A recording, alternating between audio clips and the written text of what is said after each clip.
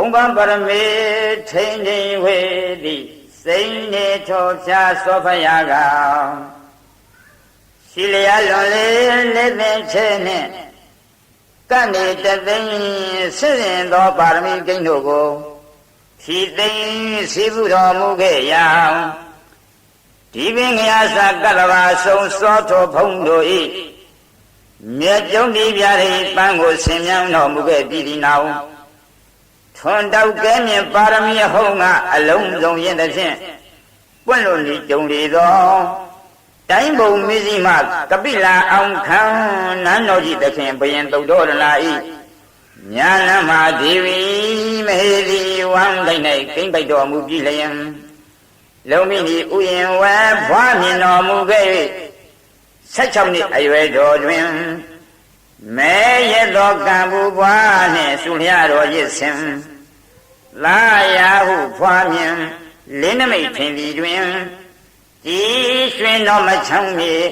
လောကီမာညီငွေပြီထိုရနေ့ညသံကောင်ရွှေနန်းကိုခွာဆောင်၍နောမလောင်တန်းတစ်ဖက်သို့မြန်ထွက်တော်မူခဲ့လေသည်အနောမတောင်ဆွဲတွင်ဆန်းတော်ကိုဖြတ်ပယ်၍ရှစ်သွဲသောပရိခယာကိုဂတိကာပြမမင်းသက်ဆင်း၍လူကသဖြင့်လူနတ်တို့ထိပ်ပန်းသည်ညယဟံပြုပြီးသောအကျင့်တော်ဒုက္ခရ6နှစ်မြတိုင်တိုင်ကျင့်နိုင်ဖို့ခက်ခဲကိုရဲရဲကြီးကျင့်3တရက်နောက်ဆုံးနှစ်အတိုင်ပင်ဘောရီဝေမန္တိုင်ဝဲလေးဆိုင်သောတစ္ဆာနှင့်ပုရိအာအမြိုက်ပန်းကိုဆောလန်းငါလွယ်ကူရွှေလက်တော်ချူပြီးမှရန်သူတော်ငါတွေနောက်ကျသည်မှန်စစ်တွေကိုညံ့ညက်ကြချေမုံတဲ့ရွှေဖုံတော်ဘုံတကွန်ကိုမောစုံတိဖြန့်လွှားဘုံ30ခရိုင်ပြားမှမြတ်ဖျားဖြစ်တော်မူလေတည်းလူရောနတ်ပါပြမမကျွင်းဘုံကပင်ကဝဆင်းပူဇော်ကြရာသမ္မာသမ္ဗုဒ္ဓ3လောကမကိုက်အမြိုက်ချောထားမြတ်ဖျားဖြစ်တော်မူပြီးသောကိုတော်ဒီလာဖို့ချမ်းသာဖြင့်လတ္တမြတ်ဌာနဝဲနဝတ္တာလီရဲ့စင်စီဖြင့်ယက်ဒီမွေလျော်စံပယ်တော်မူပြီးဒီနောက်ပေါရောက်သိမြင်တရားလောင်းအစဉ်ကိုဆင်ញင်တော်မူလေရာလွန်စွာနဲ့ခက်ခဲပြီးတောင်းတရားလောင်းကိုအပေါင်းများစွာသတ္တဝါတို့သည်ဘယ်မှသိနိုင်ကြမည်နည်းကိလေသာပြောထုညစ်ကြေးမြူနှင့်နတ်လူပြမသတ္တဝါကိုငါ၏တရားမဟောကြားပဲငါကကိုယ်ဤချမ်းသာမိ၍ငြိမ်းကြီးငြိမ်းစွာဖိုးချမ်းသာဖြင့်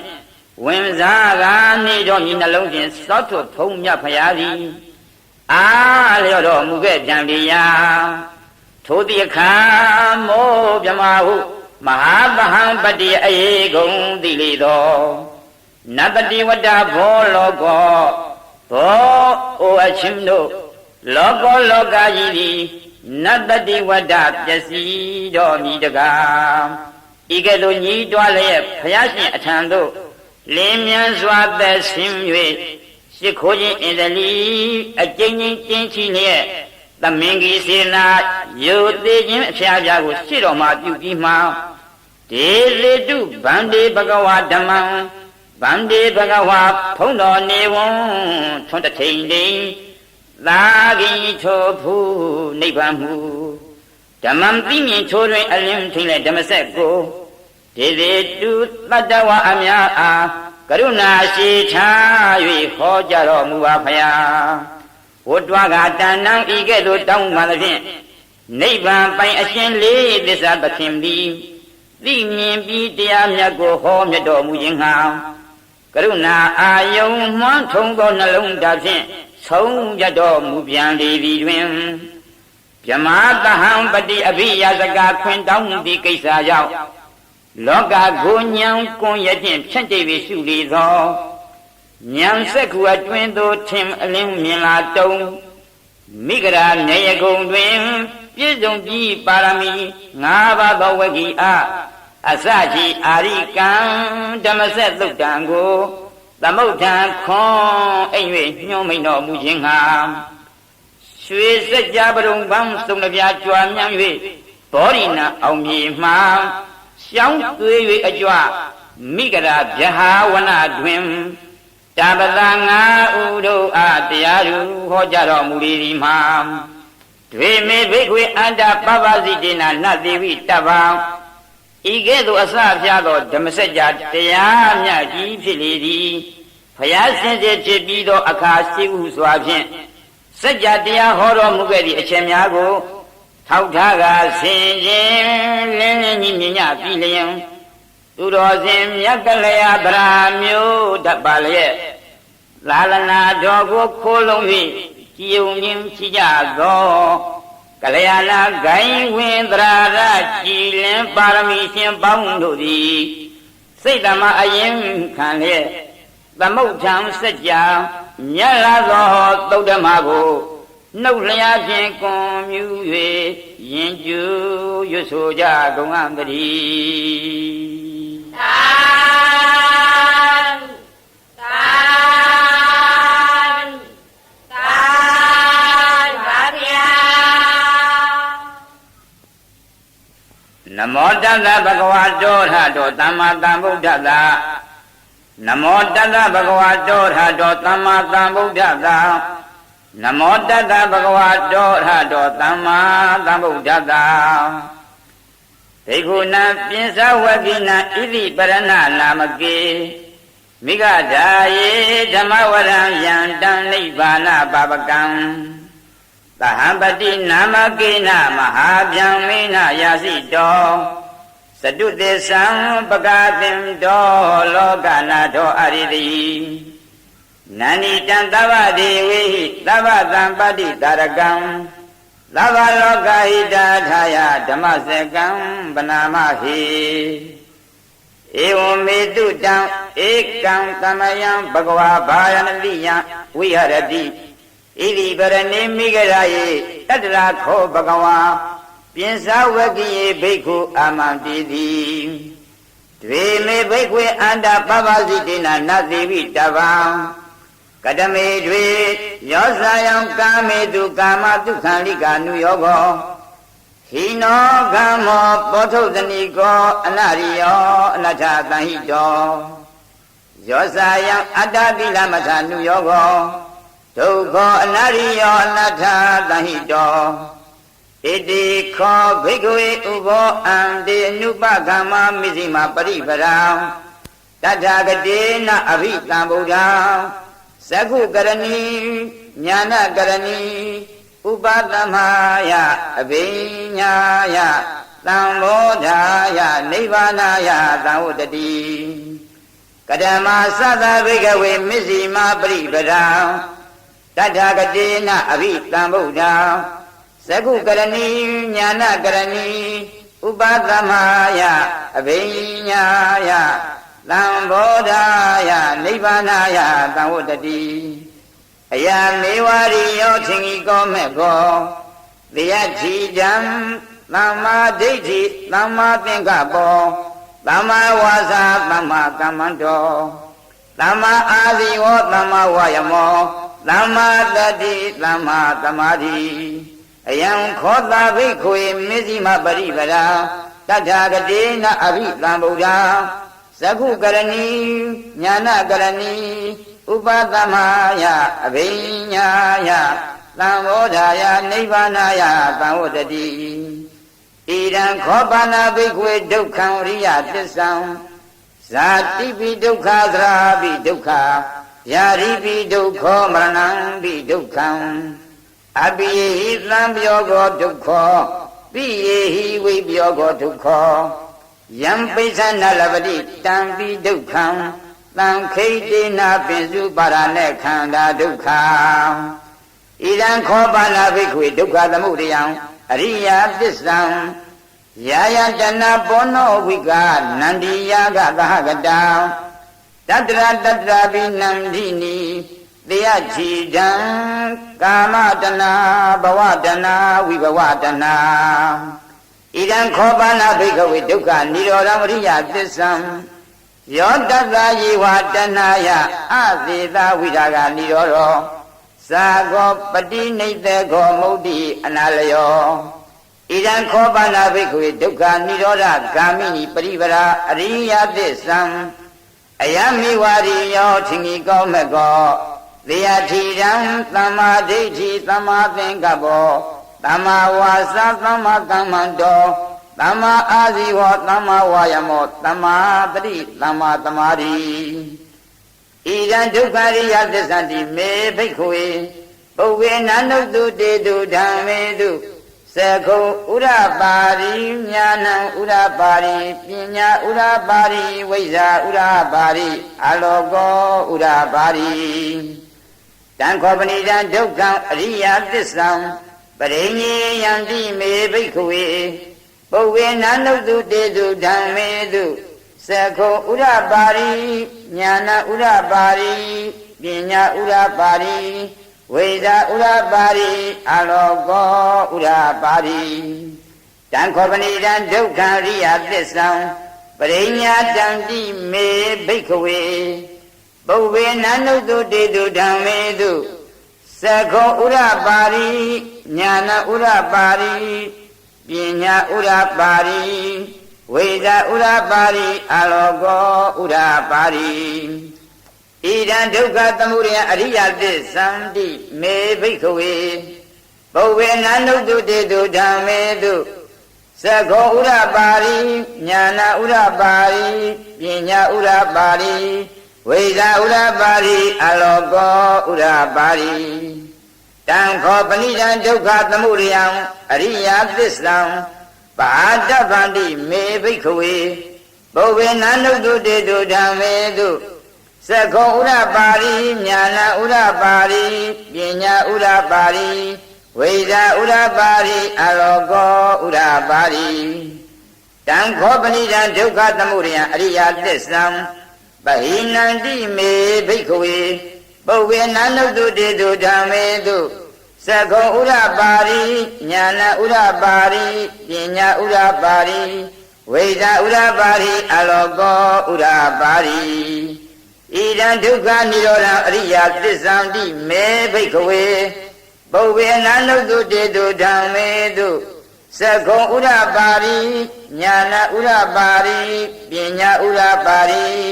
ဝိဇာဥရပါရိအလောကောဥရပါရိ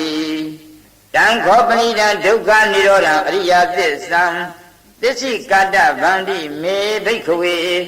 ပုဗ္ဗေနန္နုတုတေတုဓမ္မေတုသခောဥရပါရိညာဏဥရပါရိပညာဥရပါရိဝိဇာဥရပါရိအလောကောဥရပါရိတံခောပဏိတံဒုက္ခនិရောဓအရိယသစ္ဆံ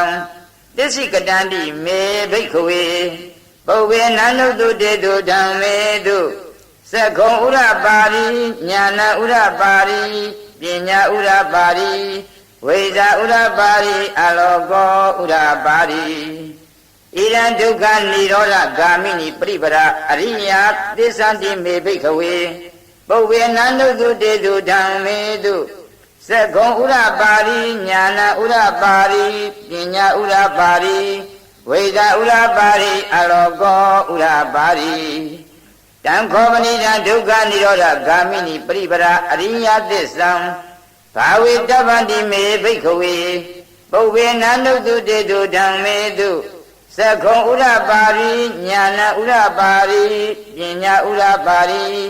ဝိဇာဥရပါရိအလောကောဥရပါရိတံခောပဏိတံဒုက္ခនិရောဓဂာမိနိပရိပရာအရိယသစ္ဆံဘာဝိတန္တိမေဘိက္ခဝေပုဗ္ဗေနန္နုတုတေတုဓမ္မေတုသခောဥရပါရိညာဏဥရပါရိပညာဥရပါရိဝိဇာဥရပါရိအလောကောဥရပါရိယာဝကိဝိဇာမေဘိက္ခဝေဣမေတုစတုသူရိယသစ္စေတုဧဝံတိပရိဝတ္တံဒွါရတာကာရံယထဘူတံညာဏဒတနံ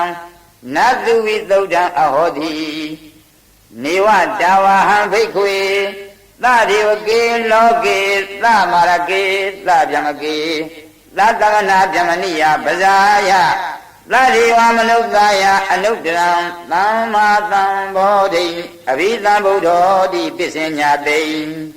ယတောသခောမေဘိက္ခဝေဣမေတုသတုတုအရိယသစ္စေတုဧဝံဣပရိဝတ္တံဒွါရတာကာရံယထာဘူတံညာနာဒသနံသူဝိသုဒ္ဓံအဟောတိအထာဘိက္ခဝေသရေဝကေလောကေသမရကေသဗြမကေသသမဏဗြမဏိယပဇာယသတိဝမနုဿာယအနုကရံသမ္မာသမ္မောဓိအဘိသံဗုဒ္ဓောတိပစ္စညာတိညာနေသာပဏ္ဏမေတက္ကနာဥရပါရိအကုပ္ပါမေဝိမု ക്തി အယမတ္တိမာဇာတိနတ္ထိဓာနိပုဏ္ဏဘဝတိဣဒံမဝဇ္ဇဘဂဝါအတ္တမနာပိစ္ဆဝဂ္ဂိယဘိက္ခုဘဂဝတောဘာတိတံဘိနန္တုံတိဣမသမိစ္ဆာပဏ္ဏဝေယကရဏသမိန်ပညာမာနိအာယသမတောကွန်းတင်ညတဝိရဇံဝိတမလံဓမ္မစကုံဥရပါရိယံကိဉ္စီသမုဒယဓမ္မံသဗ္ဗန္တံនិရောဓဓမ္မံတိဗုဒ္ဓိတေဇာပါဏဘဂဝတာဓမ္မစကေဘုံမာဒေဝသတ္တမလုကဝေတုံဧတံဘဂဝတာဘာတိယံဣတိပရဏိမိဂဓာယေအနုတရံဓမ္မစကံဝုဒ္ဓိတံအပရိဝုဒ္ဓိယံသမဏေနဝါဓမ္မနေနဝါဒေဝေနဝါမာရိနဝါယမုနဝါကိနာစီဝါလောကသမိန်တိဘုံမာနံဒေဝနံသတ္တသုတ္တဝါစတုမဟာရာဇိကာဒေဝသတ္တမနုဿဝေတုံစတုမဟာရာဇိကာနံဒေဝနံသတ္တသုတ္တဝါဒါဝရိနာဒေဝယာမဒေဝတုတ်တိတာဒေဝနေမာရတိဒေဝပရဏိမိတဝတ္တဝရီဒေဝဓမ္မကာယိကာဒေဝသတ္တမနုဿဝေတုံဧတံဘဂဝတာဘာရတိယံဣတိပရဏိမိဂဓာယေအနုတ္တရံဓမ္မစကံပုဒ္ဓိတံအပိဝုဒ္ဓိယံသမဏေနဝါဗျမဏေနဝါဒေဝေနဝါမာရိနဝါဗျမုနဝါကိနာစီဝါလောကသမိန်တိဣတိယတေနခဏေနတေနလယေနတေနမုတေနယာဝဗျမလောကသတ္တောအဘုဂ္ဂစ္စတိအယင်ဇာတသသာတိလောကဓာတုသံကံပိသံပကံပိသံဘဝေတိအမနောဇဥံလာရောဩဘာသောလောကေပါတုရဟောတိအတိတ်ကမ္မာဒေဝနံဒေဝ ानु ဘာဝန္တိအထာခောဘဂဝါဥရဏဥရဏေတိအညတိဝတ္တဘောကွန်တင်ညောအညတိဝတ္တဘောကွန်တင်ညောတိဣတိဟိတံအာယသမတောကွန်တင်ညတ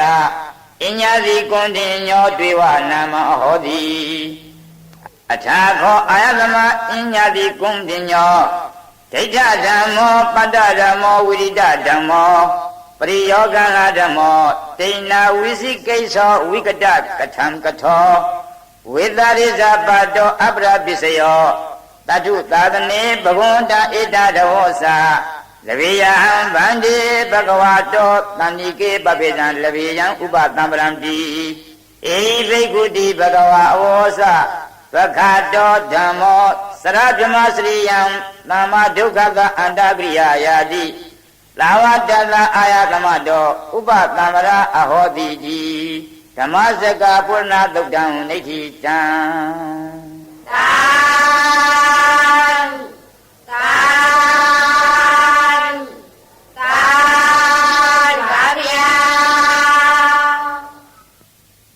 စတုသစ္စာသစ္စာလေးပါးကိုပကာသင်တော်ပြတော်မူလိုသောလောကနာထောလူတို့၏ကိုယ်ွယ်အားဖြစ်တော်မူသောမြတ်စွာဘုရားသည်သဟံပတိနာမကိဏသဟံပတိအမည်ရှိသောမဟာဗျံမေနာမဟာဗြဟ္မာမင်းသည်ရာဇီတော်တရားဟောစဉ်တော်ကတောင်းမှအပ်သည်ဖြစ်၍ဝါတောင်းမှအပ်သောဘုရားသခင်သည်ဣတိပရဏနာမကေဖယားပိစိကဗုဒ္ဓရိယာတို့၏ကောင်းငင်မှတရားကောင်းငင်သို့တရားဖြစ်၍ဣတိပရဏအမည်ရှိသောမိဂဓာယေသာတို့အားဘေးမဲ့ပေယမိဂရာဝုံတော်၌ပိဇဝဂိနံပိဇဝဂိအမည်ရှိကုန်သော ဘေကုဏံကွန်တင်ညာဝပ္ပပတ္တိယမဟာနံအတ္တတိယဟံတို့အားနိဗ္ဗာန်ပါဝကံနိဗ္ဗာန်သို့ရောက်စေတတ်သောဓမ္မဝရံတရားများဖြစ်သောယံဓမ္မစကားအချင်းဓမ္မစကြာဒေသနာကိုအရိရိဟောတော်မူပြီသဗ္ဗဒေဝေဟိခသိင်္ဂုံသောသမုဒ္ဒိနာဥပဒိနာဝိတုဒ္ဓိနတ်တို့သည်ဝါခသိင်္ဂုံသောနတ်မြမာတို့သည်နန္ဒီတံနိလိုအပ်သောသဗ္ဗတံပတ္တိသာရကံခသိင်္ဂောလောကီလောကုတ္တရာပစ္စုပန်တဏှာစည်းစိမ်ကိုပြီးစေတတ်သောဓမ္မစကံထိုဓမ္မစကြာဒေသနာတော်ကိုသဗ္ဗလောကဟိတထာယခသိင်္ဂောလောကဤအစီဘွားကျိုးငှာဟေဩသူတော်ကောင်းတို့မယံငါတို့သည်ဗနာမရွတ်ကြကုန်အံဗာဏိကလဝရှင်မဟာကတ္တဝဣဒံသုတ်တဣဓမ္မစကပုရဏသုတ်ကိုမေမယအကျွန်ုပ်အာနန္ဒမထေရီဘဂဝါတော်မြတ်စွာဘုရား၏တမ္မုခာမျက်မှောက်တော်မှဧဝံဤသို့သူတံကြားလိုက်ရ၏ဧကံတဘာသောသမယံခါ၌ဘဂဝါမြတ်စွာဘုရားသည်ဘာယနတိယံဘာတိပြည်၌ဣတိပရဏိဣတိပရဏအမည်ရှိသောမိဂဒာယင်မိဂရာဟုတော်၌ဝိဟရတိနေတော်မူ၏တန္တရာခောထိုဣတိပရဏမိဂရာဟုတော်ဝနေတော်မူသောခါ၌ဘဂဝါမြတ်စွာဘုရားသခင်သည်ပြင်စဝဂိပြင်ဆွဲပြီးမြည်ရှိကုန်သောဘေကုယံတို့ကိုအမန္တေတိမိန်တော်မူ၏ဘေကုယံတို့ဘာဝစီဒေနာယဟံဖြစ်သောသူသည်ဒွေနှစ်ပါးကုန်သောဣမေအန္တာဤအယုတ်တရားအစုတို့ကိုနသေဝိတ္တဗမမီဝဲအကုန်ဒွေအန္တာယဟံတို့မမီဝဲအကုန်သောအယုတ်တရားအစုနှစ်ပါးတို့ဟူသည်ကတမေဘေတိတို့နိဟိနောယုတ်သောကံမောရွာသူတို့၏ဥစ္စာဖြစ်သောဘောဓုဇနီကောပုရုဇံတို့၏အလိအကျက်ဖြစ်သောအနရိယောရိယာတို့၏ဥစ္စာမဟုတ်သောအနတ္တသံဟိတောစီဝါချမ်းသာဖြစ်ကြောင်းနှင့်မဆက်သောကာမိလူတေဘုမကတရားသည်ဟူသောဝတ္ထုကာမတို့၌ကာမဒုက္ခလိကနုယောကိုသံဃာယာကဒီဟူသောကိလေသာကာမနှင့်ရှင်သောချမ်းသာကိုအဖန်တည်းလည်းခံစားခြင်းဟုဆိုအပ်သောယောဇာယံအံတော်အကျင့်အယုတ်တရားအစုသည်၎င်းဒုက္ခဆူးညောင်းကိုမှီ၍အိတ်ရှင်စသည်ဖြင့်ဆင်းရဲကိုဆောင်းတတ်သောအနတ္တိယောအရိယာမဟုတ်သောဒိဋ္ဌိတို့၏ဥစ္စာဖြစ်သောအနတ္တတန်ဟိတောစီဝါချမ်းသာဖြစ်ကြောင်းနှင့်မဆက်သောအတ္တကိလမထာနုယောကိုမိမိကိုယ်ပင်မမြင်ကိုအဖန်တည်းလည်းဖြစ်စေတတ်သောယောဇာယံအံတော်အကျင့်ယုတ်တရားအစုသည်၎င်းဒွေအန္တာယုတ်တရားအစုနှစ်ပါးမြည်ကုန်၏ဘေခွေယံတို့ဣတိခောဝောအန္တိထိုကာမဒုက္ခလိကနုယောကအတ္တကိလမထာနုယောကဟုသောအယုတ်တရားအစုနှစ်ပါးတို့ကိုအနုပါကံမကံမူ၍တတ္ထာဂတိနာငါဖျားသည်အဘိဓမ္မုဒ္ဓထိုးတွင်၍သိတော်မူအပ်သောသက္ခုကရဏီသစ္စာ၄ပါးကိုမြင်တတ်သောပညာမျက်စိကိုပြုတတ်သောဉာဏကရဏီသစ္စာ၄ပါးကိုသိခြင်းကိုပြုတတ်သောမေဇိမာကာမဒုက္ခလိကနုယောကသဗ္ဗတဒိဋ္ဌိဟူသောတခုသောအစုအတ္တကိလမထာနုယောကဥစ္စေတာဒိဋ္ဌိဟူသောတခုသောအစု၏အလယ်၌ဖြစ်သောပฏิပဒါဝဆင်းရဲမှထွတ်မြောက်ခြင်းကိုအလိုရှိသောသူတို့သည်ကျင့်အားသောအကျင့်သည်ဥပဒမယကိလေသာငြိမ်းခြင်းသည်ဟူသောသဥပါလိတေသနိဗ္ဗာန်အကျိုးငှာအဘိညာယသစ္စာ၄ပါးကိုထူသောဉာဏ်ဖြင့်သိခြင်းငှာသံမောဓယသစ္စာ၄ပါးကိုကောင်းစွာသိခြင်းငှာနိဗ္ဗာန်ယအနုပါလိတေသနိဗ္ဗာန်အကျိုးငှာသံဝတ္တိဖြစ်၏ဘေကွေယံတို့တထာဂတိနာငါဖျားသည်အဘိဓမ္မုဒ္ဓထိုးတွင်၍သိတော်မူအပ်သောသက္ခုကရဏီသစ္စာ၄ပါးကိုမြင်တတ်သောပညာမျက်စိကိုပြုတတ်သောဉာဏကရဏီသစ္စာ၄ပါးကိုသိခြင်းကိုပြုတတ်သောယာမစ္စည်းမပရိပဒါအကျင့်အလတ်ဖြစ်သောကျင့်သည်ဥပဒမယကိလေသာငြင်းခြင်းသည်ဟုသောသဥပါဒိတေသာနိဗ္ဗာန်အကျိုးငှာအဘိညာယသစ္စာ၄ပါးကိုထူသောဉာဏ်ဖြင့်သိခြင်းငှာသံမောဓယသစ္စာ၄ပါးကိုကောင်းစွာသိခြင်းငှာ နိဗ္ဗာန်ယအနုပါတိတေသာနိဗ္ဗာန်အကျိုးငါသံဝတ္တတိဖြစ်၏လာမစ္စည်းမပရိပရာထိုအလားဖြစ်တော်ခြင်းသည်ကတမသအဘေနီအရိယောမြတ်သောထင်ကြီးကိုအင်္ဂါ၈ပါးနှင့်ပြည့်စုံသောအယမေဝမေကိုဤမလင်သည်ဣဒံမကင်ကဤမကင်သည်တရားထာကတမံအဘေနီသမ္မာဒိဋ္ဌိကောင်းစွာမြင်ခြင်းသမ္မာသင်္ကပ္ပကောင်းစွာကြံခြင်းသမ္မာဝါစာကောင်းစွာဆိုခြင်းသမ္မာကမ္မန္တောကောင်းစွာပြုခြင်းသမ္မာအာဇီဝကောင်းစွာအသက်မွေးခြင်းသမ္မာဝါယမောကောင်းစွာအထုတ်ခြင်းသမ္မာတတ္တိကောင်းစွာအောက်မေ့ခြင်းသမ္မာသမာဓိကောင်းစွာတည်ကြည်ခြင်းဣဒံဓမ္မဇတ္တဤ၈ပါးသောသဘောတရားစီမဂ္ဂင်ကံမဂ္ဂင်မြည်ဘိက္ခွေယံတို့တထာဂတေနငါဘုရားသည်အဘိဓမ္မုဒ္ဓထိုးထွင်း၍သိရသောသက္ခုကရဏီသစ္စာ၄ပါးကိုမြင်သောပညာမျက်စိကိုပြုထားသောညာနာကရဏီသစ္စာ၄ပါးကိုသိခြင်းကိုပြုထားသောအယံခောသမစ္စည်းမပရိပရာဤမဂ္ဂင်၈ပါးသည်ဟုသောအလတ်ဖြစ်သောခြင်းသည်ဥပါဒမာယကိလေသာငြင်းခြင်းသည်ဟုသောသဥပါဒိလေသာနိဗ္ဗာန်အကျိုးငှာအဘိညာယသစ္စာ၄ပါးကိုထူသောဉာဏ်ဖြင့်သိခြင်းငှာသမောဓယသစ္စာ၄ပါးကိုကောင်းစွာသိခြင်းငှာနိဗ္ဗာန်ယအနုပါတိလေသာနိဗ္ဗာန်အကျိုးငှာသံဝတ္တတိဖြစ်၏ဘိက္ခွေယံတို့ဇာတိပိပရိသန္တိနေရာယုံတိဒုက္ခဆင်းရဲခြင်းအကြောင်းဖြစ်၏စရာပိဆိုးရွားဟောင်းမြင်အိုမင်းမြင့်ရောရာခြင်းတိဒုက္ခဆင်းရဲခြင်းအကြောင်းဖြစ်၏ဗျာတိပိဖြာနာရာခြင်းတိဒုက္ခဆင်းရဲခြင်းအကြောင်းဖြစ်၏မရဏံပိတရားခြင်းတိဒုက္ခဆင်းရဲခြင်းအကြောင်းဖြစ်၏အပိယဟိမရှိမနှင့်လိုအပ်သောတတ္တဝါသင်္ခါရတို့နှင့်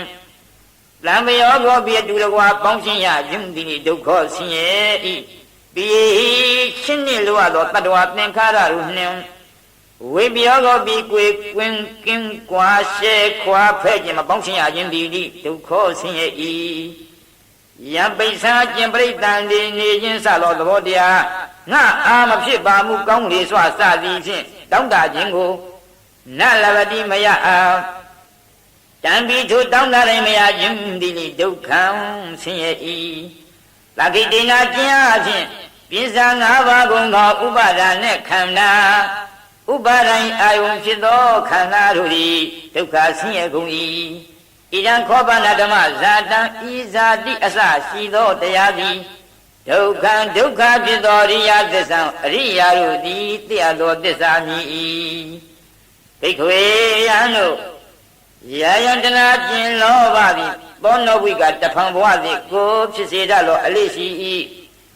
နန္နိယကလဟကတနှစ်သက်ခြင်းတိုက်ခြင်းဖြစ်၏တတရတကထိုထိုကိုဤအဖြစ်ထိုအာယုံ၌အဘိနန္ဒီနိအလွန်နှစ်သက်တတ်၏ဣဒံဧသတဏဣဒနာသည်တရားထကတမဘေနိ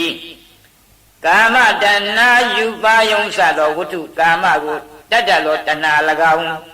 ဘဝတဏပပ္ပရာဒိဋ္ဌိနှင့်တကွဖြစ်သောတဏ၎င်းဝိဘဝတဏဥစ္စေရဒိဋ္ဌိနှင့်တကွဖြစ်သောတဏ၎င်းဣဒံခောပနာဓမ္မဇတ္တဤတဏဟုသောသဘောတရားသည်ဒုက္ခသမုဒယံဒုက္ခ၏အကြောင်းဖြစ်သောအရိယာသစ္စာအရိယာတို့သည်သိအပ်သောသစ္စာမြည်ဘိက္ခွေယဟံတို့တတယေဝတဏယထိုကာမတဏစသည်ဖြင့်ဝေဖန်အပ်သောလောဘဤသာလျင်ယောအတိတဝိရာဂနိရောဓအကျဉ်အကျွင်းမဲ့တချင်းကင်ရာချုပ်အားဖြစ်သောနိဗ္ဗာန်သည်ယောဇာကိုကျင်စွန့်ရာဖြစ်သောနိဗ္ဗာန်သည်ယောပတိနိဒေကိုအကျဉ်ဝိစွာစွန့်ရာဖြစ်သောနိဗ္ဗာန်သည်ယာမုဒ္ဒိအကျဉ်လွတ်ရာဖြစ်သောနိဗ္ဗာန်သည်ယောအနာယောအကျဉ်ကန့်ညီခြင်းကင်ရာဖြစ်သောနိဗ္ဗာန်သည်အဋ္ဌိရှိ၏ဣရန်ခောပနာဓမ္မဇတ္တဤနိဗ္ဗာန်ဟူသောသဘောတရားသည်ဒုက္ခនិရောဓံဒုက္ခ၏ချုပ်အားဖြစ်သောအရိယသစ္စာအရိယာတို့သည်သိအပ်သောသစ္စာမြည်၏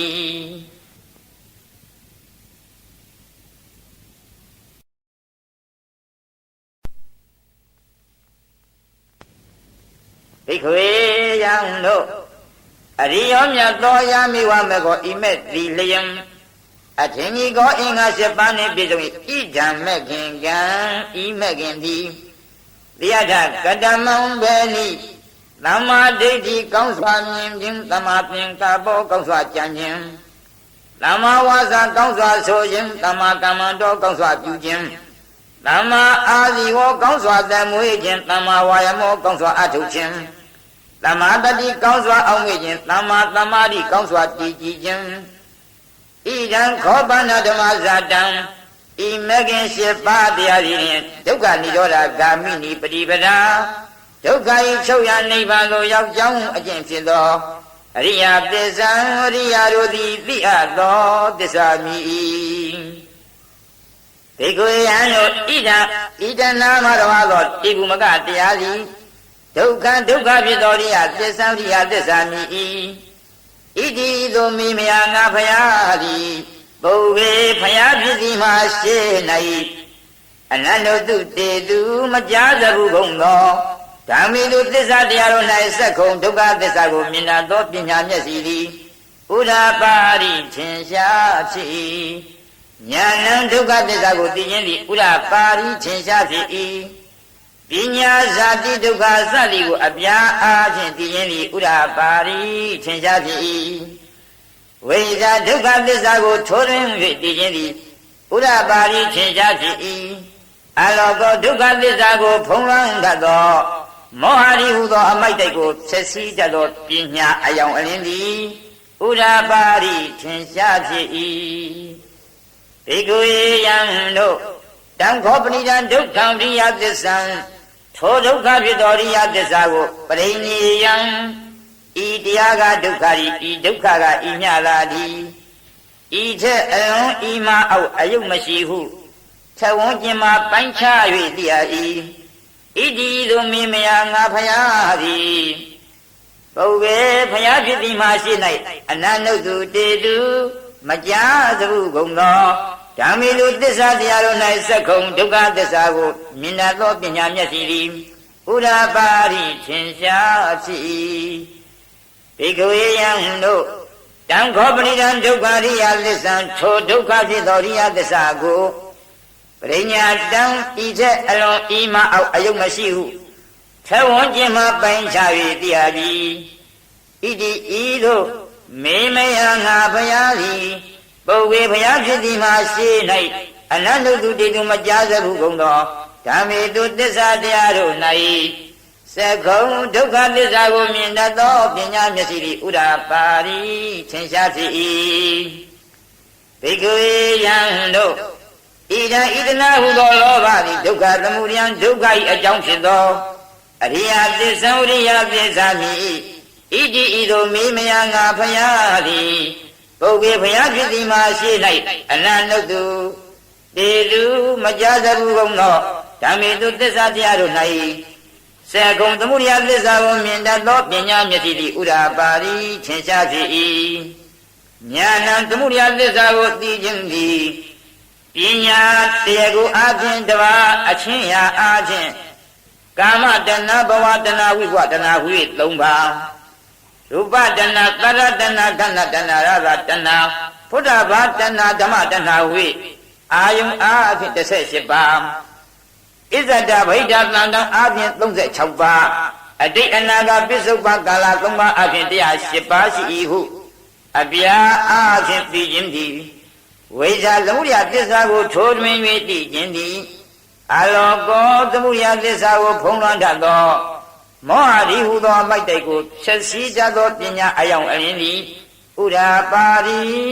ထင်ရှားဖြစ်၏ဘေကွေယံတို့တံခောပဏိတံဒုက္ခသမုဒယအရိယသစ္စာထိုဒုက္ခ၏အကြောင်းဖြစ်သောအရိယသစ္စာကိုပါတဗံဒိဋ္ဌိဝိသိကိစ္စတံပြုတ်ကိုသောတာပတ္တိမဲ့ဖြင့်ကာမရာဂကိုအနာဂါမိမဲ့ဖြင့်ရူပရာဂအရူပရာဂကိုအထတမဲ့ဖြင့်ပယ်၏ဣတိသို့မင်းများငါဖယားသည်ဘုဝေဖယားဖြစ်သည်မှာရှိ၌အနန္တုတေတုမကြားသူကုန်သောဓမ္မေတုသစ္စာတရားတို့၌စက္ကုံသမုဒယသစ္စာကိုမြင်တတ်သောပညာမျက်စိသည်ဥဒ္ဓပါရိထင်ရှားဖြစ်၏ ိကဝေယံတို့တံခောပဏိတံဒုက္ခသမုဒယအရိယသစ္စာထိုဒုက္ခ၏အကြောင်းဖြစ်သောအရိယသစ္စာကိုပဟိနံမလေးပါးဖြင့်အတွင်မဲ့ပဲအပ်ပြီးဣတိတို့မေမယငါဖယားသည်ပုဗ္ဗေဖယားဖြစ်သည်မှာရှိ၌အနနုတုတေသူမကြားစုကုန်သောဓမ္မေတုသစ္စာတရားတို့၌သက္ကုံသမုဒယသစ္စာကိုမြင်တတ်သောပညာမျက်စိသည်ဥဒ္ဓပါရိထင်ရှားဖြစ်၏ဘိက္ခဝေယံတို့ဣဒံဤနိဗ္ဗာန်သည်ဒုက္ခនិရောဓံဒုက္ခ၏ချုပ်ရာဖြစ်သောအရိယသစ္စာအရိယသစ္စာမြည်ဣတိသို့မေမယငါဖယားသည်ပုဗ္ဗေဖယားဖြစ်သည်မှာရှိ၌အနနုတုတေတုမကြားစုကုန်သောဓမ္မေတုသစ္စာတရားတို့၌စေကုံនិရောဓသစ္စာကိုမြင်တတ်သောပညာမျက်စိသည်ဥဒ္ဓပါရိထင်ရှားဖြစ်၏ဉာဏ်និရောဓသစ္စာကိုသိတတ်သောဉာဏ်သည်ပညာတရားကိုအပြင်တစ်ပါးသဥပါလိတေတအနုပါလိတေတအပြင်နှစ်ပါးသုံးညတအာနိမိတ်တအပနိဟိတအပြင်သုံးပါးရှိ၏ဟုအပြန်အပြင်သိခြင်းသည်ဝိဇာនិရောဓသစ္စာကိုထိုးရင်း၍သိခြင်းသည်အလောကောនិရောဓသစ္စာကိုဖုံးလွှမ်းတတ်သောမောဟဒီဟုသောအမိုက်တိုက်ကိုဖြည့်ဆည်းတတ်သောပညာအယောင်အလင်းသည်ဥဒ္ဓပါရိထင်ရှားဖြစ်၏ဘိက္ခဝေယံတို့တံခောပဏိတံဒုက္ခនិရောဓံအရိယသစ္စာထိုဒုက္ခ၏ချုပ်ရာဖြစ်သောအရိယသစ္စာကိုသစ္စေကာတဗမ္မညာဖောညာပိစ္ဆွခဏညာတို့ဖြင့်မျက်မှောက်ပြုအပ်၏ဣတိသို့မေမယငါဖယားသည်ပုဗ္ဗေဖယားဖြစ်သည်မှာရှိ၌အနနုတုတေတုမကြားသဘူးကုန်သောဓမ္မေတုသစ္စာတရားတို့၌စေကုံនិရောဓသစ္စာကိုမြင်တတ်သောပညာမျက်စိသည်ဥဒ္ဓပါရိထင်ရှားဖြစ်၏ဘိက္ခဝေယံတို့တံခောပဏိတံဒုက္ခនិရောဓအရိယသစ္စာထိုဒုက္ခ၏ချုပ်ရာဖြစ်သောအရိယသစ္စာကိုသစ္စိကတံမညာဖောညာပိစ္ဆွခဏညာတို့ဖြင့်မျက်မှောက်ပြုအပ်ပြီး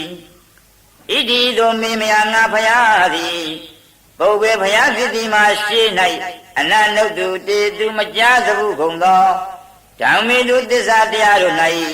သက္ကုံនិရောဓသစ္စာကိုမြင်တတ်သောပညာမျက်စိသည်ဥဒ္ဓပါရိထင်ရှားဖြစ်၏ဘိက္ခဝေယံတို့ဣဒံဤမဂ္ဂင်7ပါးသည်ဒုက္ခនិရောဓဂာမိနိပฏิပဒါဒုက္ခ၏ချုပ်ရာနိဗ္ဗာန်သို့ရောက်ကြောင်းအကျင့်ဖြစ်သောအရိယသစ္စာအရိယသစ္စာမြည်ဣတိသို့မေမယငါဖယားသည်ပုဗ္ဗေဖယားဖြစ်သည်မှာရှိ၌အနနုတုတေသူမကြားသဘူးကုန်သောဓမ္မေတုသစ္စာတရားတို့၌စက္ခုံမဂ္ဂသစ္စာကိုမြင်တတ်သောပညာမျက်စိသည်ဥဒ္ဓပါရိထင်ရှားဖြစ်၏ဉာဏမဂ္ဂသစ္စာကိုသိတတ်သောဉာဏ်သည်ပညာသမာဓိဋ္ဌိစသည်ဝပြအားဖြင့်သိခြင်းသည်ဝိဇာမဂ္ဂသစ္စာကိုထိုးထွင်း၍သိခြင်းသည်အလောကောမဂ္ဂသစ္စာကိုဖုံးလွှမ်းတတ်သောမောဟသည်ဟူသောအမိုက်တိုက်ကိုဖြည့်ဆည်းတတ်သောပညာအယောင်အလင်းသည်ဥဒ္ဓပါရိထင်ရှားဖြစ်၏ဘိက္ခဝေယံတို့တံခောပဏိတံဒုက္ခនិရောဓဂာမိနိပฏิပဒါအရိယသစ္စာထိုဒုက္ခ၏ချုပ်ရာနိဗ္ဗာန်သို့ရောက်ကြောင်းအကျင့်ဖြစ်သောအရိယသစ္စာကိုဘာဝိတဗံပွားစေအပ်၏ဣတိသို့မေမယငါဖယားသည်ပုဗ္ဗေဖယားဖြစ်သည်မှာရှိ၌အနနုတုတေသူမကြားသဘူးကုန်သောဓမ္မေတုသစ္စာတရားတို့၌စက္ခုံမဂ္ဂသစ္စာကိုမြင်တတ်သောပညာမျက်စိသည်ဥဒ္ဓပါရိထင်ရှားဖြစ်၏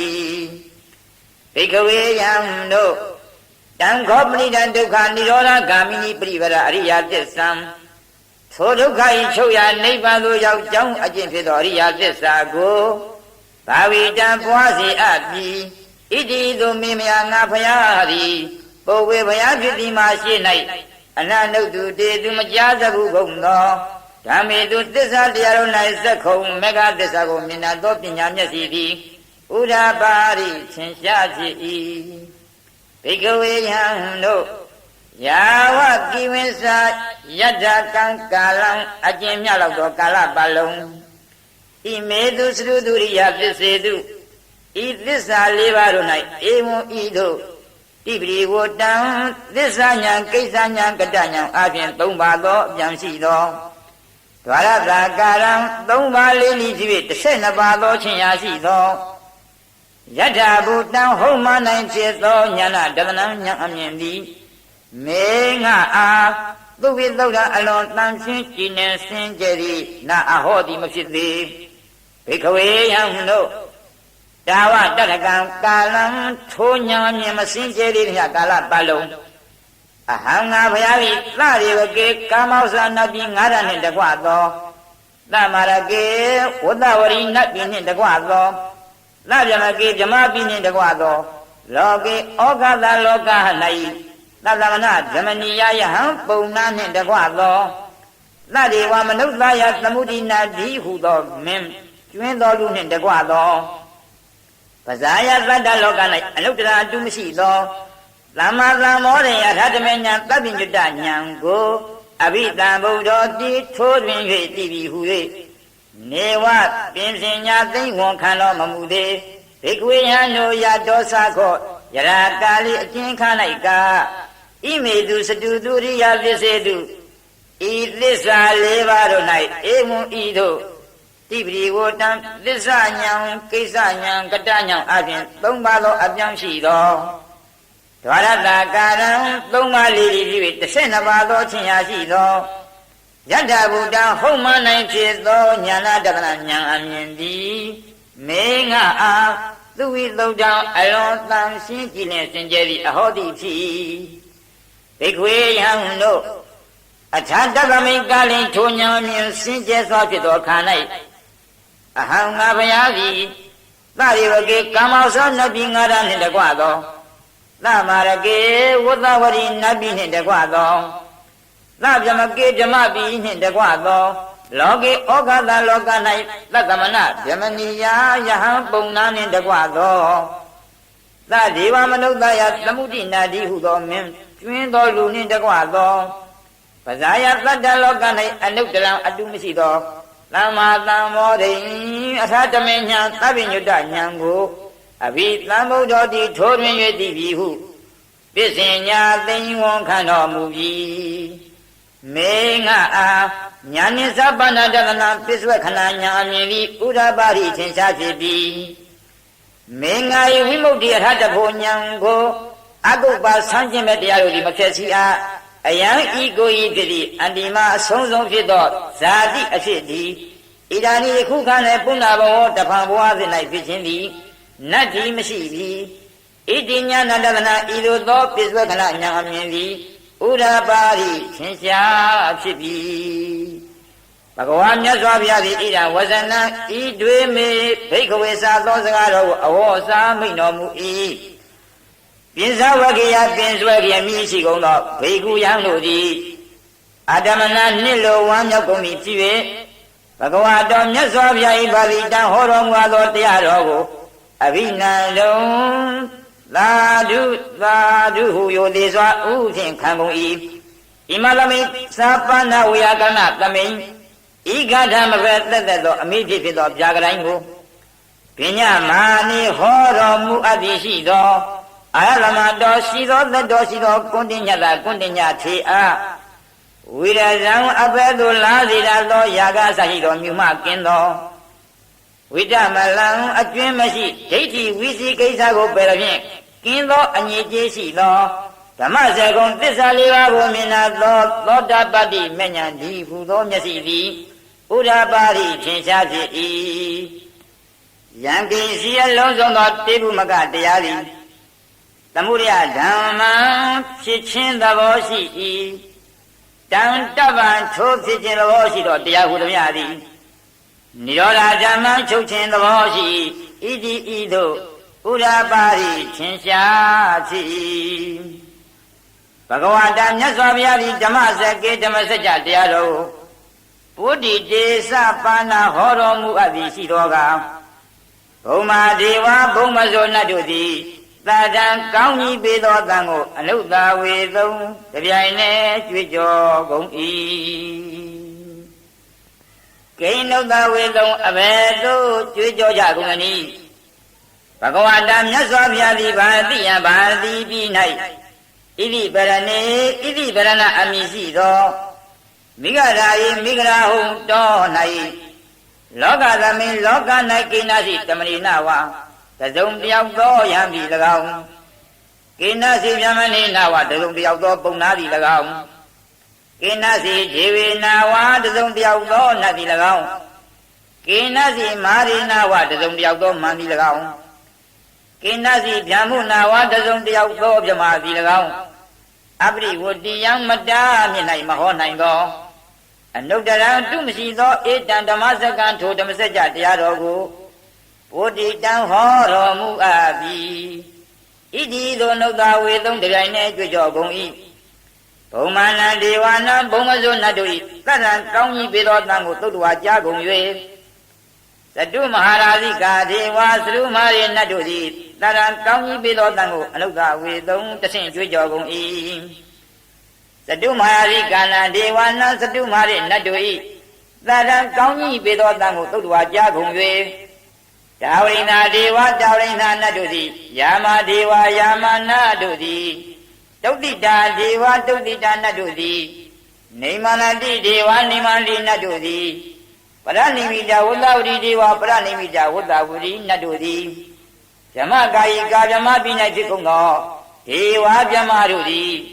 သာရံကောင်းကြီးပေသောသံကိုအနုဿဝေသုံးတဆင့်ကြွေးကြော်ကုန်၏ကိဏုဿဝေသုံးဘဲသို့ကြွေးကြော်ကြကုန်၏ဘဂဝတာမြတ်စွာဘုရားသည်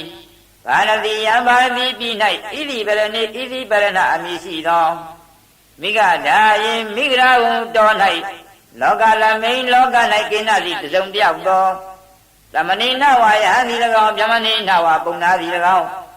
မာရိနဝါမန်သည်၎င်းဗျမုနာဝါဗျမသည်၎င်းအပရိဝတိယံမတာမြင့်၌မဟောနိုင်သောအနုတ္တရာတုမရှိသောဧတံဓမ္မစကံထိုဓမ္မစကြာတရားတော်ကိုဝတိတံဟောတော်မူအပ်ပြီဣတိသောနုဿဝေသုံးတိုင်နှင့်ကြွကြော်ကုန်၏တေနခဏိနာထိုခဏဖြင့်တေနလေနာထိုလျဖြင့်တေနမုဟုတ်တေနထိုမုဟုတ်ခြင်းယာဝဗြဟ္မာလောကအထက်အဂနိဋ္ဌဗြဟ္မာတိတိုင်အောင်သတ္တောကြောသောသောအတံတိအဘုကေစတိ၌၍တည်၏အယင်္ဇာဓာတသဟတိလောကဓာတုဤတလောင်းသောလောကဓာစัจ java လာသည်နိသံကံပိသိဝေသိဝေလှုပ်၏သမကံပိတေဝေတေဝေလှုပ်၏သံပဝေရီထိုမဤမအေးရင်ကဲ့သို့လှုပ်၏အပမနောတိုင်းရှိမရှိရှိသောအုံလာတော်ပြန်ပြောသောဩဘာသောစာဒေသနာညံ့ညောင်းဖြစ်သောအယောင်လင်းသည်လောကေလောက၌ဒေဝနာနတ်မြမတို့၏ဒေဝနုဘာဝနတ်မြမတို့၏အာနုဘောကို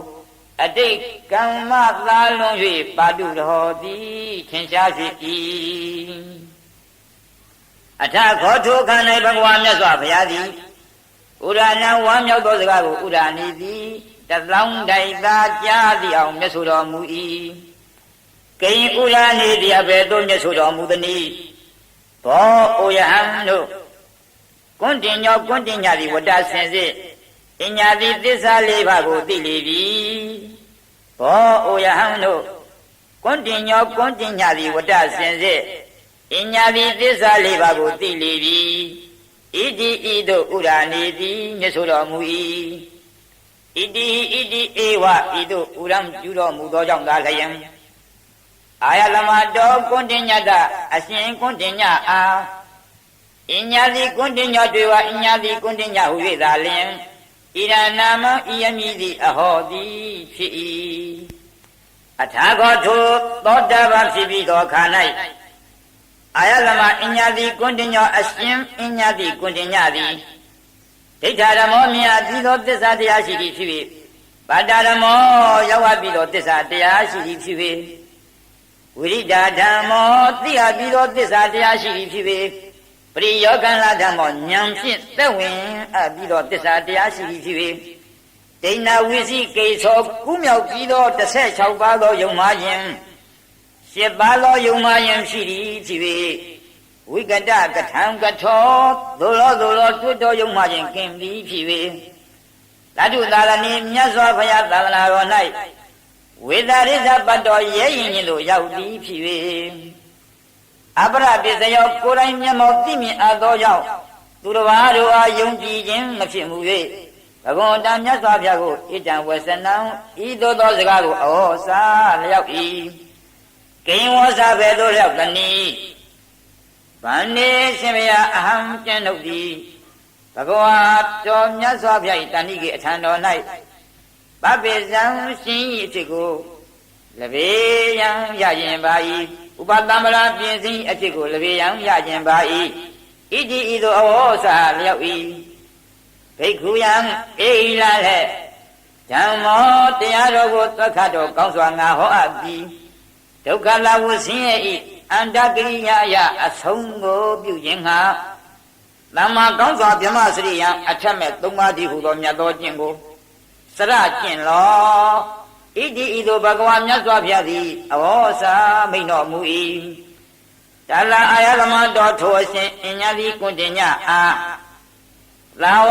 ဥပတံဝရထိုအေဟိဘိက္ခုပြင်စဉ်အဖြစ်လီသာလျင်အဟောတိဖြစ်၏ဓမ္မစကပုဏ္ဏသုတ်တံဓမ္မစကပုဏ္ဏသုတ်တိနေတိတံအပိသို့ရောက်၏